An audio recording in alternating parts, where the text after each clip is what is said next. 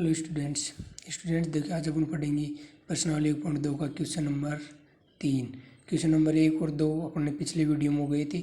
अब पढ़ेंगे question number 3। देखो क्वेश्चन नंबर 2 में तो क्या था कि दो संख्याओं का एचसीएफ और एलसीएम निकालना था। तो इसलिए दो संख्याओं के लिए जो प्रॉपर्टी थी चेक करने के लिए एलसीएम और एलसीएम से ये गलत वो क्या थी कि दोनों संख्याओं का गुणनफल बराबर एचसीएफ गुणा एलसीएम। जो ये प्रॉपर्टी है वो सिर्फ दो संख्याओं के लिए लगती है, न कि तीन संख्याओं के लिए लगती है। तीन संख्याओं के लिए कोई प्रॉपर्टी नहीं है। तो अब क्वेश्चन नंबर 3 में देखो भाज्य गुणनखंड विधि द्वारा निम्नलिखित संख्याओं के एचसीएफ और एलसीएम निकालना है अपन को, जो कि अपन इसमें वो इस प्रॉपर्टी से चेक नहीं कर सकते। इस तीन संख्या आ गई अब इसमें, तो तीन संख्याओं के लिए प्रॉपर्टी नहीं लगेगी। तब देखते करते हैं एलसीएम और एलसीएम निकालते हैं क्वेश्चन नंबर 3 में। देखो क्वेश्चन नंबर 3 का जो पहला है, क्वेश्चन नंबर 3 में 3 क्वेश्चन है। उसका पहला है कि 12, 15 और 21 का एलसीएम और एचसीएफ निकालिए। तो सबसे पहले भाज्य गुणनखंड करेंगी तो 12 के अंदर 2 का भाग चल जाएगा, कितनी बार जाएगा 2 छक्की 12। फिर 6 में भी 2 का चल जाएगा, यानी 2 तिया 6। अब देखो 3 के अंदर किसका जाएगा, 3 का ही जाएगा, 3 एकम 3। 15 में किस 2 का जाएगा नहीं, 3 का चल जाएगा, कितनी बार जाएगा 5 बार। 5 में 5 का 5 एकम 5। और 21 में 2 का जाएगा नहीं, 3 का चल जाएगा, कितनी बार 7 बार। 3 7 21। 7 में 7 का जाएगा, 7 एकम 7। तो भाज्य गुणनखंड क्या हुए, 12 के तो गए अपने पास 2 गुणा 2 गुणा 3। फिर इसके बाद 15 की देखो गुणा के अंदर जो ये 1 है ये भी अपन आगे गुणा में लिख सकते हैं। लिखते क्यों नहीं है, क्योंकि गुणा करने पर कोई फर्क नहीं पड़ता, वो ये संख्या थी इसलिए नहीं लिखते। लिखना चाहो तो लिख सकते हैं 1। तब देखो 15 की क्या हुई, 3 गुणा 5 या 5 गुणा 3 भी कर सकते हैं। 3 के नीचे 3 आ जाए तो जोड़ा बनाने में आसानी हो जाएगी। इसके बाद 21 की क्या 3 गुणा 7 यानी 7 गुणा 3 भी लिख सकते हैं। देखो एचसीएफ क्या होता है, जो वनिष्ठ आता है वो, तो वनिष्ठ कितना को है 3। तो एचसीएफ तो क्या आ गया इसका एचसीएफ 3।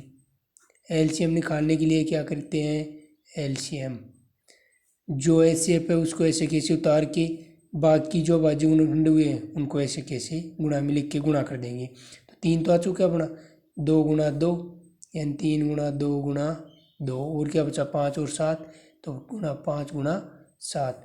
अब इन सबको गुणा करके मैं लिखता हूँ, तो ये एलसीएम इसका आ जाएगा।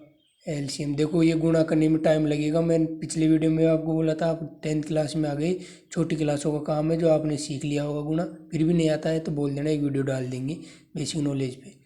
तो देखो गुणा करने पर 420 आ रहे हैं अपने, तो एलसीएम कितना गया 420। एचसीएफ एलसीएम आ गया, ये निकालना था। अब देखो क्वेश्चन नंबर 2 का जो दूसरा है वो क्या बोल रहा है, उसमें 17, 23 और 29।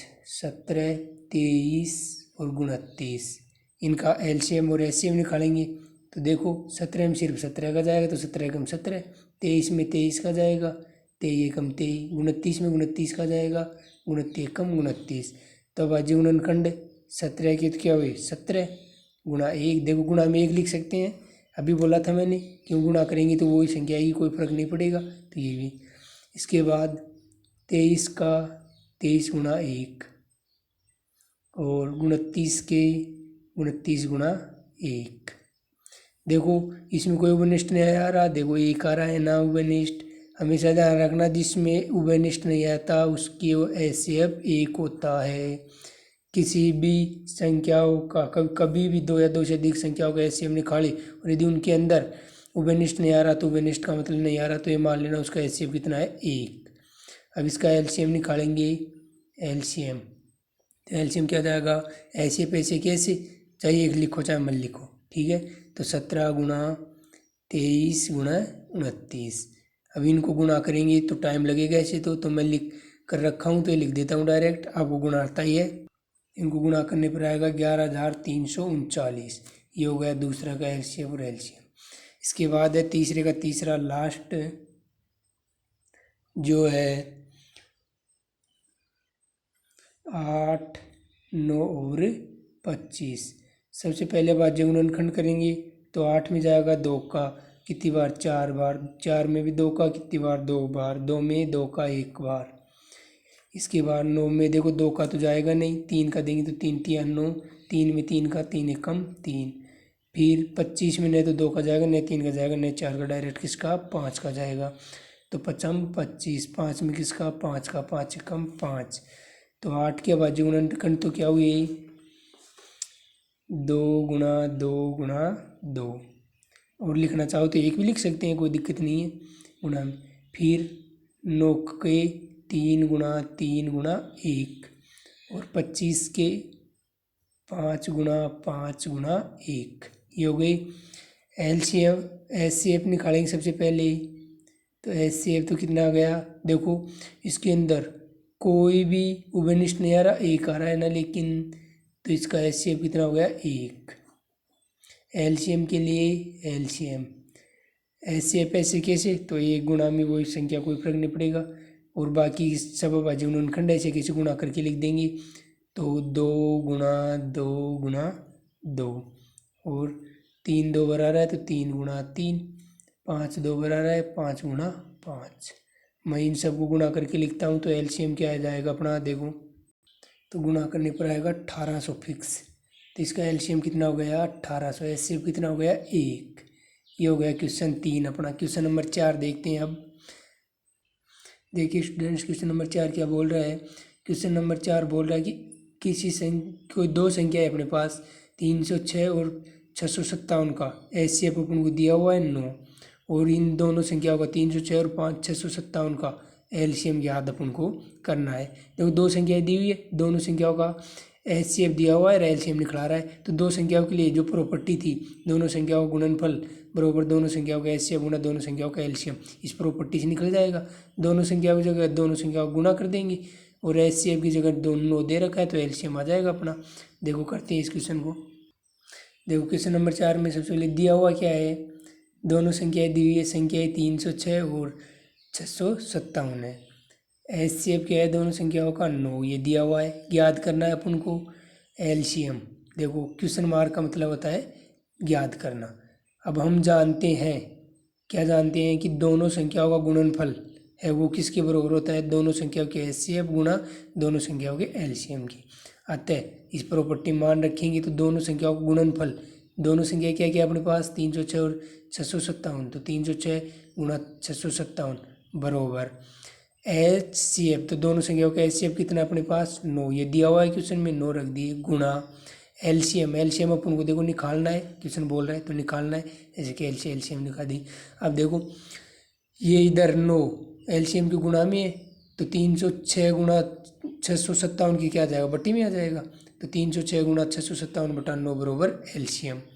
अब देखो इसको काटेंगे तो 9 एकम 9, और 306 को काटेंगे तो 3 में जाएगा नहीं 9 का, 30 में जाएगा तो कितनी बार जाएगा 9 30 27, बचे कितने 3 3 है उधर 36 हो गए, तो 36 में 9 का कितनी बार जाएगा 4 बार, 9 चौक के 36, यानी कितनी बार कट गया 34 बार।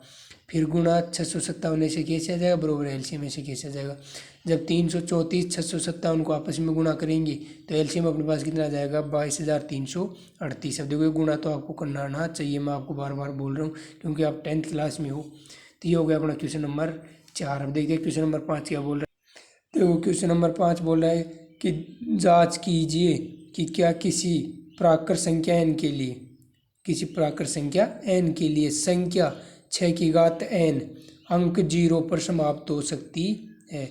कि कोई भी संख्या n है अपने पास प्राकृत संख्या, वो क्या है संख्या 6 की घात n अंक 0 पर समाप्त हो सकती है, ये अपन को जांच करना है होती है या नहीं होती है।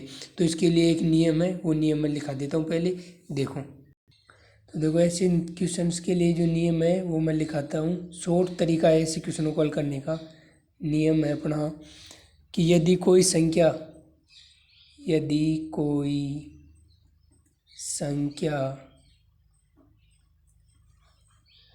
0 पर समाप्त होना चाहती है, समाप्त होना चाहती है तो उसके अभाज्य गुणनखंड, तो उसके अभाज्य गुणनखंड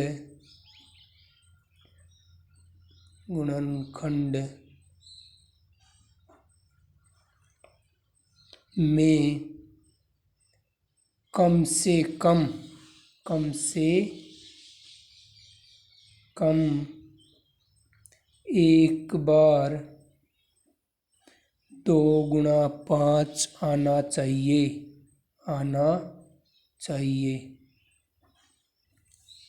देखो मैंने क्या लिख दिया कि यदि कोई भी संख्या है, देखो अपन ने यहाँ पे तो दे रखा है कि 6 की घात n क्या 0 पे समाप्त होती है। कोई जरूरी नहीं उसने 12 की घात n, 4 की घात n, 6 की घात n, 8 की घात n, 9 की घात n ऐसे और कुछ भी दिया हो सकता था। तो ध्यान रखना कि जो ऐसे क्वेश्चन है उनको हल करने के लिए क्या करेंगे। देखो ये मैंने रफ यहाँ कर दिया थोड़ा। ऐसे क्वेश्चन को हल करने के लिए ये नियम लगेगा, क्या है कि यदि कोई संख्या 0 पर समाप्त होना चाहती है, कोई भी संख्या है वो 0 पर समाप्त होना चाहती है, तो उसके अभाज्य गुणनखंड करेंगे अपन। तो अभाज्य गुणनखंड करने पर कम से कम एक बार अभाज्य गुणनखंड में क्या आना चाहिए, 2 गुणा 5, यानी 2 और 5 आने ही चाहिए। ऐसे नहीं है कि 2 आ रहा है 5 नहीं आ रहा, तो वो संख्या कभी भी 0 पर समाप्त नहीं होगी। ऐसे में नहीं है कि 5 नहीं आ रहा 2 आ रहा है तो भी संख्या 0 पर समाप्त नहीं होगी, यानी दोनों का आना आवश्यक है, तब तो वो संख्या 0 पर समाप्त है, अन्यथा 0 पर समाप्त नहीं होएगी। तो देखो इस क्वेश्चन को करते हैं अपन, ये रफ कार्य है। तो अपन को संख्या क्या दे रखा था, 6 की घात n, तो 6 के अभाज्य गुणनखंड करेंगे सबसे पहले। तो 6 के अभाज्य गुणनखंड करने पर देखो 6 में 2 का जाएगा, कितनी बार गया, 3 बार गया। 3 में 3 का 3 एकम 3। 6 के अभाज्य गुणन क्या आ गया है अपने पास, 2 गुणा 3 गुणा 1, ये आ गया। गुणा में मैंने 1 भी लिख दिया, कोई दिक्कत नहीं है। अब देखो नियम क्या था अपना कि कम से कम एक बार 2 गुणा 5 आना चाहिए। 2 तो आ रहा है लेकिन 5 नहीं आ रहा, तो 5 नहीं आ रहा तो क्या नहीं होगी, 6 की घात n जो संख्या है वो 0 पर समाप्त नहीं होगी, कभी भी नहीं होगी। यदि यहाँ पे 5 आ जाता, 2 नहीं आता तो भी नहीं होती। यदि यहाँ पे 2 आ रहा है 5 भी आ जाता फिर हो जाती। ठीक है, तो क्या लिखेंगे देखो, अतः 6 के गुणनखंड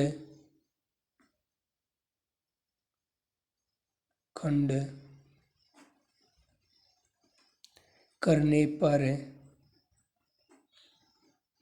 पर 2 गुणा 5 के रूप का नहीं है, रूप का नहीं है, अर्थात ये कभी भी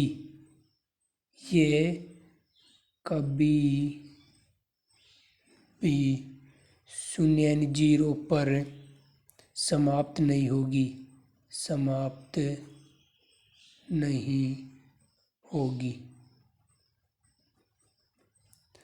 किसी भी प्राकृत संख्या n के लिए। यदि प्राकृत संख्या n बोले तब 0 पर कभी समाप्त नहीं होगी, क्यों, क्योंकि 2 गुणा 5 आ रहा है। किसी भी प्राकृत संख्या n के लिए। ये हो गया अपना क्वेश्चन नंबर 5 तक। अब क्वेश्चन नंबर अगली वीडियो में इसके 2 क्वेश्चन हो गए, इसको पूरा कर देंगे तो ये प्रश्नावली कंप्लीट हो जाएगी। देखो सिर्फ इस क्वेश्चन में क्या करना है, ये नियम लिखना है और जब 6 के अभाज्य गुणनखंड करना है और ये प्रॉपर्टी लिखनी है। ये थोड़ा रफ कार्य मैंने वैसे कर दिया। तो अगली वीडियो तक अपनी वीडियो को लाइक शेयर करना और अपने यूट्यूब चैनल न्यू एम के एजुकेशन क्लासेस को सब्सक्राइब करके बेल आइकन को दबाना, ताकि जो वीडियो डिलीट उसकी नोटिफिकेशन सबसे पहले आप तक पहुंच सके। Thank you students.